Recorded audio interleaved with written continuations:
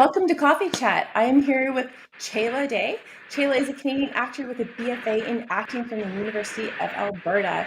She's worked on feature films, short films, TV series, and international commercials. She's also a screenwriter. She has written and directed and starred in a number of series, including her most recent series, COVID on the Couch on YouTube. Hey Chayla, how's it going? Good. Thanks for having me. I'm so excited that you're here. I'm excited too. I just realized before we go any further, I forgot to directly connect my internet. I'm going to do that because we've been having internet issues for just like so many chats. No problem. Hi, everyone. While I'm doing that, did you want to give a little background on yourself? Sure. Yeah. Like Jen said, I'm a Canadian actor. I grew up in Alberta and then moved to Toronto right after I got my BFA in acting from the University of Alberta. And I kind of did like film and TV full-time until the pandemic hit and totally derailed my life like everyone else's. So that's when I kind of started getting into writing and producing and like directing and editing my own stuff. And that's been just like a big lifesaver in this pandemic. It's really kind of helped like kind of continue like a forward momentum and also like it's kind of helped me realize that these stories that I've always had in my head and these kind of like scenarios I come up with as I'm like falling asleep at night or I'm going for a walk or something, I realized that they're like stories I could write down. So this has kind of afforded me the time to do that. So yeah, I'm an actor and now I guess I'm writer, producer, editor. So you didn't have any interest in writing before the pandemic, did you? I did actually. I was fortunate to work on a feature film with, I don't know if you know Colleen Murphy. She's a it sounds familiar. She's a playwright, so she's actually a like 2-time Governor General Award winning playwright. So she's like kind of a nice mentor and someone who's like, doing stuff that I could see myself doing one day, and hopefully. And I actually got an opportunity to work with her in my 4th year of the BFA because she was brought in as like an artist in residence, and she wrote a play for our class, and so that's kind of my first connection with her. But she happens to be based in Toronto, so when I moved there I reached out and I said, hey, I've been writing this feature film, like would you consider mentoring me? And she said, yeah, I can give you 10 hours of mentorship. And I was like, okay. Oh, wow, amazing. So we'd just like meet at Starbucks and we'd go through and do all of that, and I was kind of planning to produce that, and then the pandemic hit, so that's incredible. So now that the pandemic hit and it's like post, do you think you're going to continue writing? Because I know you have your series COVID on the Couch, but do you think you're going to continue writing after that? Definitely, yeah. I'm actually still writing as I'm still producing this one. So it's kind of like, it's kind of like sparked my love of that. And it's also sparked my love of editing, which is kind of cool because my dad is a retired video producer. So he would like shoot, he'd do the shoots and then he'd always edit them as well. He worked freelance. And so it's been kind of a nice bonding experience with him as well, like learning Final Cut Pro and kind of doing training videos on that, and then also just going to him and being like, I don't know, can you explain render files to me like in words I'll understand? So that's been a nice learning curve and figuring out how to clone and everything. But I think I'll definitely continue. That's awesome. I've been really enjoying your series COVID on the Couch. Thank you. I was like binge watching a couple episodes this morning too, just as a refresher from the stuff that you've been discussing in it. And then I have a clip that Chayla's actually given us that everyone else can view. Did you want me to play that right now and then we can discuss it? Yeah, that'd be great. Okay, I'm going to play a clip from Chayla's COVID on the Couch. A lot of C's.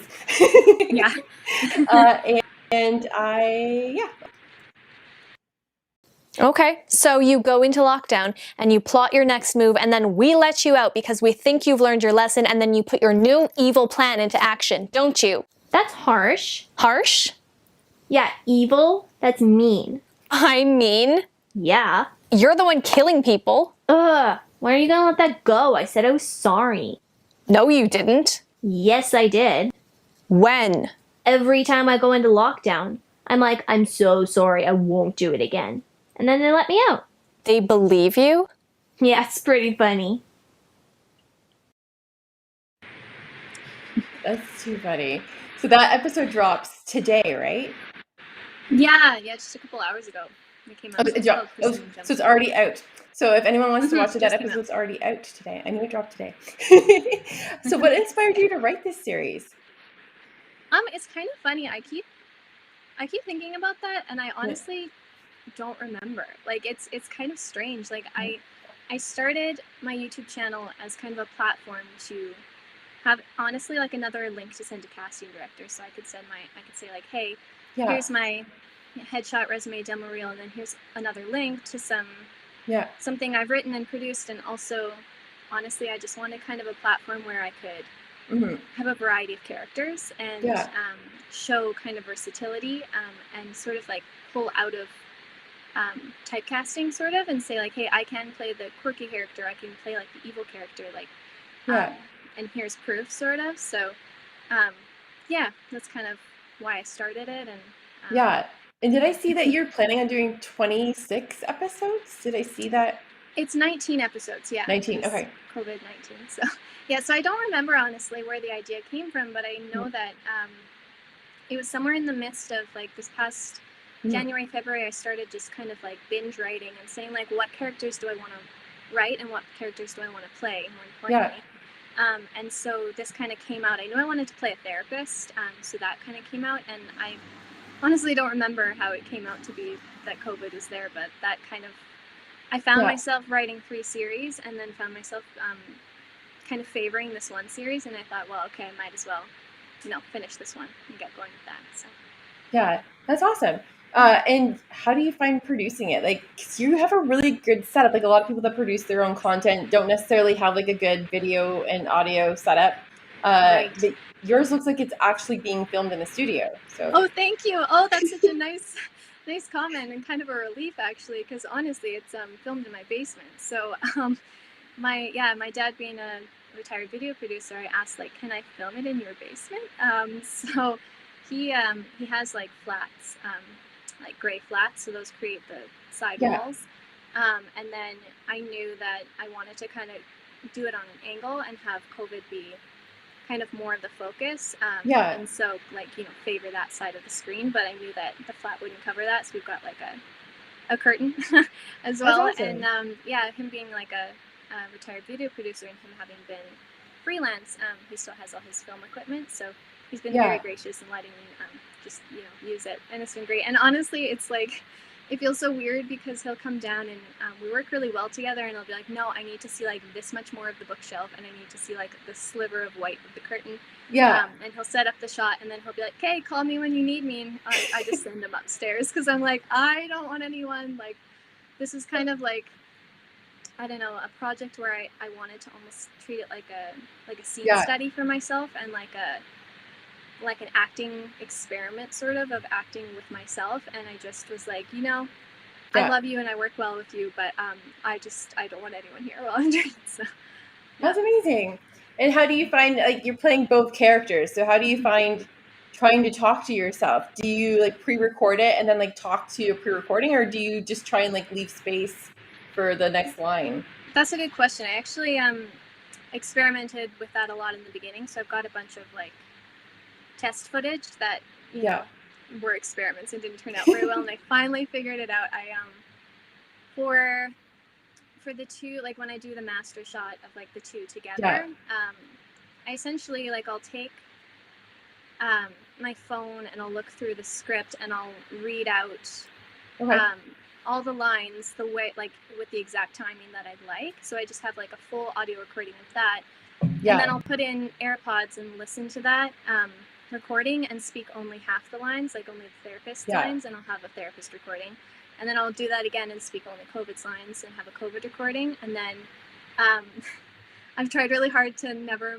let you see it, but the upstage ear always has like one AirPod in it, so I can like listen to the exact timing of it. But even then, sometimes I'll have to kind of fix the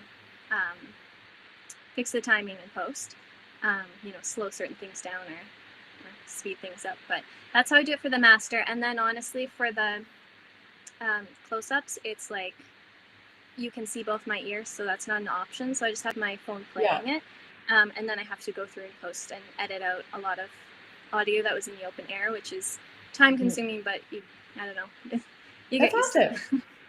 So it's been kind of like a learning curve, and it's been like a rewarding experience, which is really neat. Definitely, yeah. and you're getting footage for your demo reel too. So it's kind of like pulling like it's triple duty. Yeah, yeah. That's the goal, yeah. Kev says, Chayla, Jen often gets confused with Jennifer Garner. Do you get confused with Shayla Day? No, actually, I don't know Shayla Day. Does that make me ignorant? Is she someone I should know? Oh, really? Yeah, I don't know. Yeah, it's an ongoing problem, and yeah. Yeah. I believe it. Yeah, I know. When I met you, I was like, Jen Gardiner. Oh, it's like Yeah, Jennifer no, Gardner. I don't know if you wrote Robin Deverett. So when I first came across Robin, I was liking her stuff. She's like, "Why is Jennifer Garner liking my stuff?" I was like, Yes. "No, not her." But Yeah, it gives you an edge at first. They're like, who's this person? Right. But Yeah. it can also it can work in reverse for people, I find, because I also get people thinking that I'm trying to imitate her, and I'm not. You're like, this So is my given name. Yeah, so I get like trolls that'll be like fraud or you're not the real Jennifer Garner. I'm like, no, Oh. I like Gardiner. Oh Lord, the internet. It's just fine. Like, what's in a name, right? Yeah. You probably more get so like, how do you pronounce your name, don't you? Yes. Yeah. I honestly like if someone says like, "Hi, Chayla," I'm like, "Who are you? How do you know?" Like even I sent you a note saying like, "Hey, just so you know, like my name's Chayla with like a hard CH." Just like because I've learned to do it preemptively. Yeah.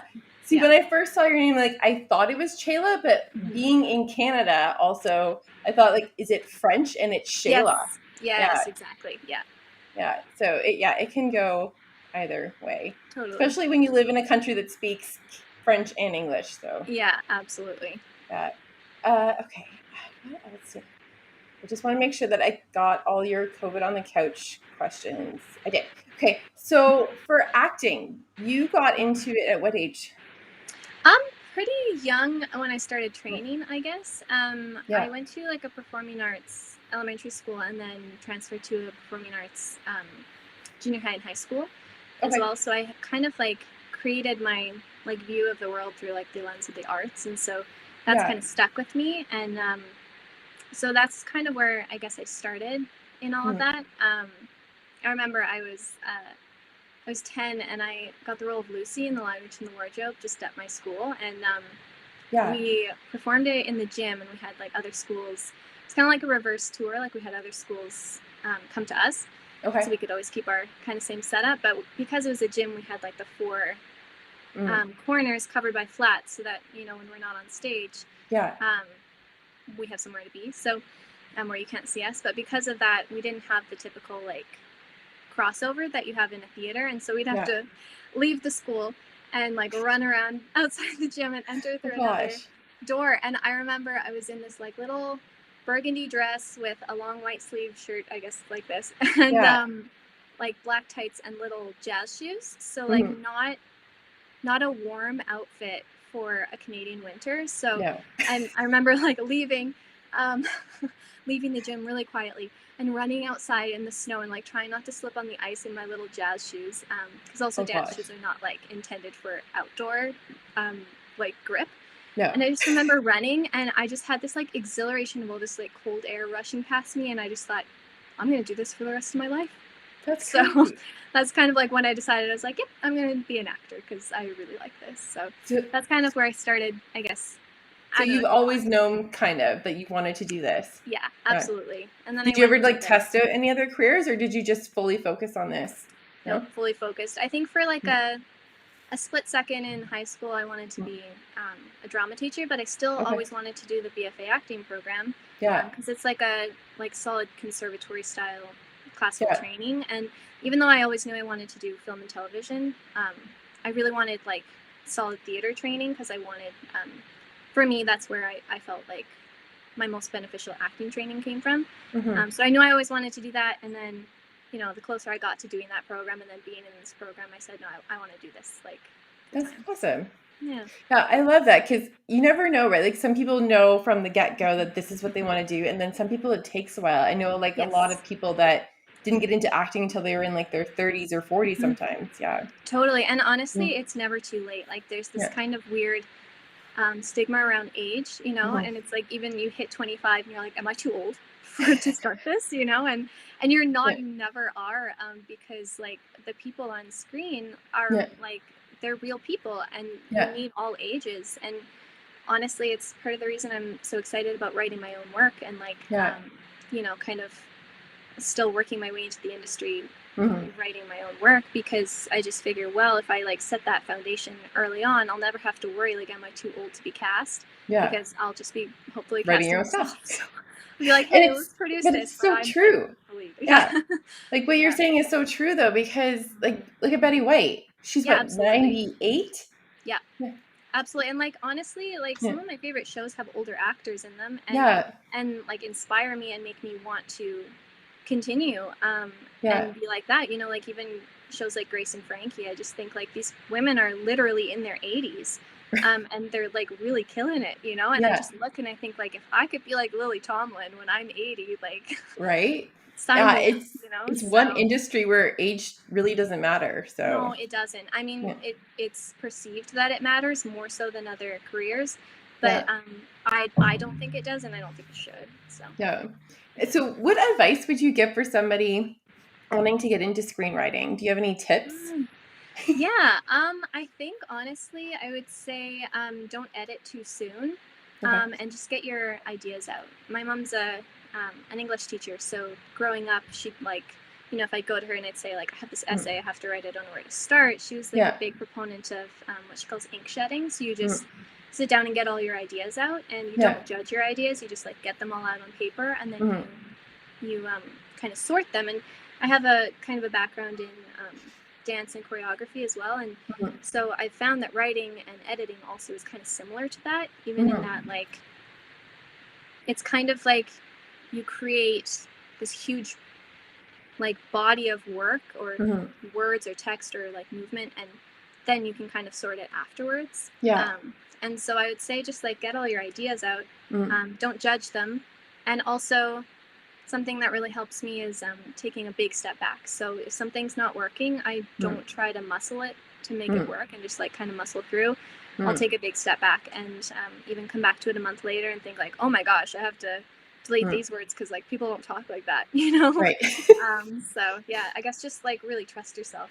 Yeah. So you almost do like a brain dump. Like I know people that do like brain dumps to get like everything out of their head so they can go to sleep, but you almost do that for writing. Definitely. Yeah, absolutely. And I think it does come from dance training too, because I took a lot of choreography classes, and one of the processes was I think it's like the 6-step creation process. So you improvise, and then you select. So you select what you like from the improvisation. So improv, select, and then sequence, edit, refine, perform. So I feel like unconsciously I've sort of brought that into my writing as well, where it's like you want it to be so good at the beginning, but like also don't judge yourself going back and being like, oh my gosh, there's a reason it's a draft.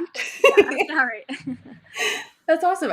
Those are really great tips too, because a lot of people will be like, oh my gosh, that sentence is horrible, right? And they'll get like stuck on a sentence and they won't move past it. Yeah, absolutely. Like if you're stuck on a sentence, just skip it and come back to it. Yeah, that's awesome. Chayla, how long generally do you spend editing before you're happy you have a clip right? It's shortened over time, but in the beginning it would take me at least 2 days to get a full episode of COVID on the Couch out, because it would take me a day to honestly go through and sort my footage. And a big thing with cloning is never moving the camera at all. So I'll have these long takes, and then I'll have to go through and just kind of like cut out the in between. But I do use a slate, and that really helps because I honestly just look for where I see the next slate, and then I just like cut, and I'll cut out the stuff behind that. So it'll take me a little while, but now I'm getting faster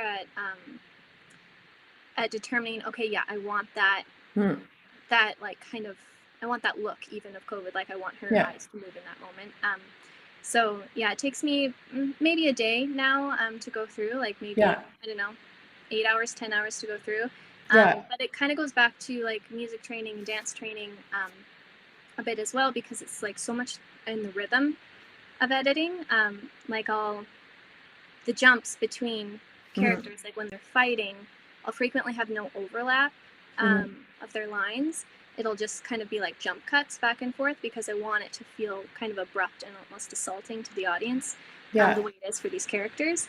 But then I'll have more overlap in the kind of preamble or in the cool down. So that takes a little bit of time to figure out the right rhythm. And again, it's the same thing of coming back to it. So I'll frequently finish a video and I'll never upload it that day. I'll come back on another day, usually the day after, because YouTube schedules are like kind of keep it going. But I'll come back and I'll do an edit lock on another day. So often people don't realize just how long editing takes. Like I'm editing right now. I'm re-editing some just speedy cookie tutorials where I'm not actually talking, I'm just showing steps. But just like doing like a 2-minute clip, it's like 2 hours later and it's like, okay, maybe I'm almost done. Yeah, absolutely. Oh, I know. It's like anything where you're just like sitting and chatting to the camera, it's like that's a lot easier. But anytime you have like little inserts and things and like I need a shot of these cookies, like you think it's like a little thing, or it's just like, but it I feel your pain more so on when I do like the In the Kitchen with Jen episodes, because then it's like, okay, well now I have to switch this angle here so people can see what I'm doing, and now I'm talking here and I didn't like that, and it's like 8 hours later, like you said, and it's like, okay, maybe like we're finally getting somewhere. Absolutely. And if you're like a big master of like angles and you are willing to compromise certain angles, you can have 2 cameras going at the same time so that you don't have to like pause and change your setup. But a lot of times it's like I don't know about you, but I can't do that for certain things because you see the other camera for the exact shot I want. So it's like, but even if you did that, then you've got 2 cameras worth of footage anyway. So the edit. If I was doing like a movie, then no. But like because it's In the Kitchen with Jen, I don't mind if they see like my one camera like pointing into my bowl. People don't care, and they actually I think would find that exciting. To like, oh, it's almost like a insight into like a little behind the scenes. But otherwise, it's like, it's too much, right? Like, I need to do it all in one take. So, I have multiple cameras going. It's just sometimes you can see the other one. It's like, okay, whatever, I don't care. No. Absolutely. Do you find, like, linking up the audio is harder? Or do you find linking up where the shots meet is harder? That's a good question. I think I'd say audio, probably. And it's because... I'm kind of getting like more empathy for editors and directors working with actors because I'll be editing myself and I'll just think like, oh, if I just like made that timing a little better, I could stay on COVID as the therapist does this like one thing. But otherwise it would be like, so what do you think about that, COVID? And she'd be like, well, I don't know. It's like it needs to. So sometimes I have to cut to the other character because there's just too big a pause. But typically with the timing, it's like I time it out pretty well. And so it's like a fairly consistent audio track that I'm using for all of it. So it's not too hard, but I think that that's probably part of it. But something that I just find kind of beautiful and inspiring is like, obviously you can't solely go off of this, but like being able to see the audio, what's that called? The wavelengths, like being able to see that means you can almost edit without listening, because like there's this kind of like tiny little wave where you hear like the other kind of tinny sound of the my phone like playing in the open air of the other character. So there's like tiny, and then when it's louder, I know that it's picking up on the lav, and so I can almost like go right to it and cut it, and you can also see little like pops where like I really try not to do this, but occasionally if you go like this, like you just hit your mic and you've got this huge like pop sound, but you can see those, and so that I find really, I just think the fact that you can see sound is just really cool. I learned this trick too, clapping. So if you mess up, if you clap, then you can go right to that clap audio, and then you can cut that part out. Thank you. I will be using that. That's really good, because so many times I'll be watching along, whatever, and like the me on the screen is going along, and I'm like, this is a pretty good take. I might use this take, and then I'll go, oh, sorry, Chayla, who's editing? I'm like, oh, but I didn't know, because then I just like, I didn't see it. So I will definitely use the clap thing. Thank you. That clap thing's also good too if you ever have to sync audio, right? Because sometimes because I'm using multiple angles, I have to sync it. So those claps then in Adobe, then I can sync it up to those claps. Yeah, and that's why you've got your slate. But honestly, you can just clap. Yeah. We're not professional video editors, people. We're just giving you our tips. Those are our tips. I think the last thing I wanted to touch on, what is your best advice for people getting into screenwriting or people getting into acting that you wish that you knew when you first started? Mm-hmm. I think it honestly goes back to trusting yourself and being very kind to yourself. You know, I was even thinking the other day, like, what would I do differently, knowing what I know now when I was first entering the professional acting world. And I think, honestly, I wouldn't change anything, because the things I know now are because of what I had to kind of learn. And I think I would say I'm a big proponent of mentors and reaching out to people who are doing what you want to be doing. So when I first moved to Toronto, I went for so many coffees with so many people. I went for coffees with agents who didn't even take me, you know, that I just was like, hey, you know, can we talk about representation, but can I also like ask you a few specific questions? And that's something that's kind of important, and advice that I was given years ago. If you ask someone to mentor you, you don't say, hey, can I pick your brain? Because nobody really enjoys that, you know, and it also kind of feels like they're going to have to do a lot of work. But if you say, hey, I have some specific questions and I was thinking maybe you could answer them, like, can I take you for coffee? You know, that was really beneficial for me. And that's honestly how I learned everything. I feel like it took me a full year to learn, like, how to find auditions, how to submit for auditions, how to get an agent, all these things. So I think just like learn as much as you possibly can, and don't get too bogged down in comparing at all, or taking advice from peers necessarily. I've gotten great advice from peers, but you have to make sure that they're the right peers and that they're people who aren't trying to compete with you. And so that's been a big thing for me, is surrounding myself with people who I know are 100% in my corner, who will be thrilled for me if I book something and not like secretly, you know, hate me for it. So I think honestly, I'd say like trust yourself, be kind to yourself, because it takes patience, and find good mentors and good support systems. I love that. That's awesome advice. And I have one last question from the audience. So they say that they like bloopers. Do you keep any of those? I do. Yeah. I'm thinking of creating kind of like a blooper reel. I've got some pretty good ones, just when they're like sounds in, like, that'll happen in the space, or it's just like, you know, you just sort of see, like, I was in the middle of a take the other day, and it was great, and then I hear this like this huge, like, this cat just like screaming, essentially, like not meowing, it was like a screaming cat, and we don't have a cat. And so I think it's honestly probably the neighbor's cat who comes into our yard quite frequently. But it was this like yelling cat, and so I've got that where it's like me in the scene, and then it's like, what's happening? Oh yeah. But anyway, I do have bloopers, and I'm thinking of doing kind of a behind the scenes video coming up, and probably some bloopers will be in there. That's awesome. You should have like totally ran with that though, and be like, oh, is it one of your friends here, COVID? Yes, right. Yeah, put it right in. That would have been so funny, and you could be later like that was actually real. That's actually a real sound. Yeah, totally. Yeah. That's amazing. Well, thank you so much for joining me today. Thank you for having me. It's been lovely to chat. Yeah. Can you let people know where they can find you? What's up next for you? Yeah, absolutely. So I've got my YouTube channel. It's just my name, so you can look that up, just Chayla Day. My series is called COVID on the Couch, so you can see that.